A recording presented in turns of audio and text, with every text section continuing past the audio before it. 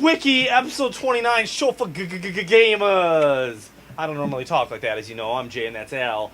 And is your game worth $60 or even worth $20? We don't care if the game's like, we don't care if we like it personally. It's about the content. We're going to tell you if it's worth the money.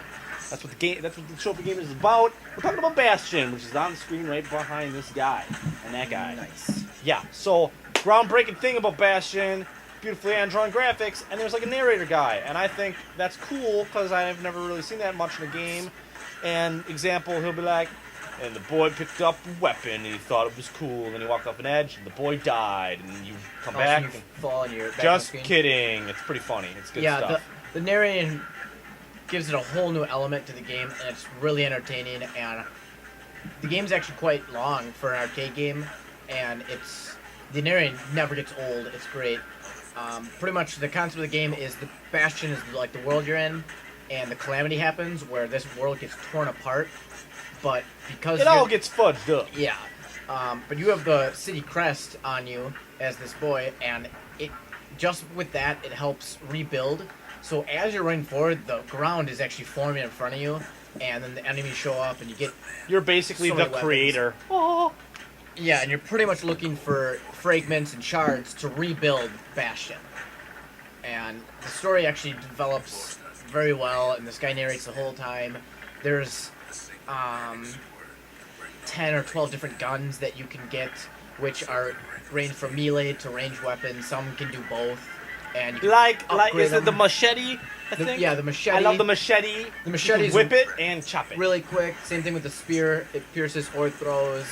And then there's so many different guns where you start from just getting, a bow to a crossbow that rapid fires to a musket, and there's actually a wide variety of those. You get a mortar, it's really fun. Question here, kids. What other game has a bong that you smoke and then opens up like this like horde mode thing where you beat it and then it like shows you memories about like the story?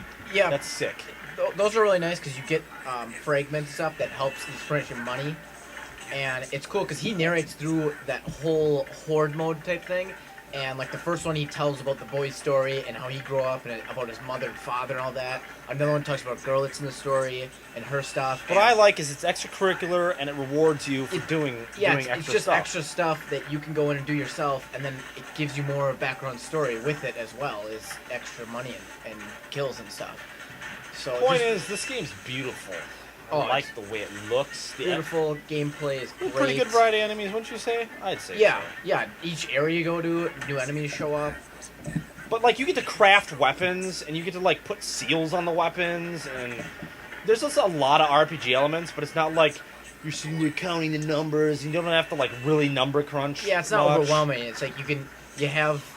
As you level up, you have new spots. You can put a little extra thing that helps you get more mana potions, or put things into your guns to upgrade those. But there's not really anything where it's overwhelming. It's just pretty straightforward, but it just gives the extra, little bit that makes it really fun. It's thick. I like it a lot. Addicting.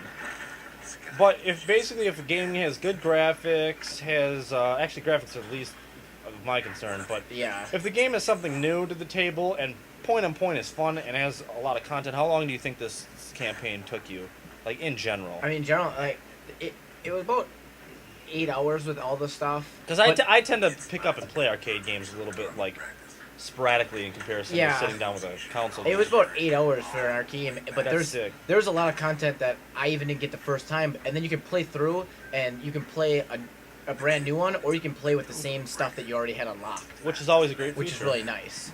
Yeah, so I started playing through again to try to, finish up and get all the extra stuff. So, and you can replay it because it's so much fun, and just the narrating doesn't get old, really. So, I think it's got good replayability as well. So, 5 out of 5. Because it's sick! Bastion! You saw. Deus, Deuces, Double Deuce, Machines of Ex-Humans. coming up. Then there's the classic Gears of War. If you didn't watch last week's episode, we're giving away a copy of Gears of War and a special secret prize on top of that to the first place winner. Anything for the second place? Probably not. Maybe probably not. That's episode 28. Go to episode 28. All you gotta do is type in "I want it" and be a subscriber to the show for gamers. Boom, and you're in the contest. You're entered. Simple. Next week is maybe Deucey X Mishimi Nimis.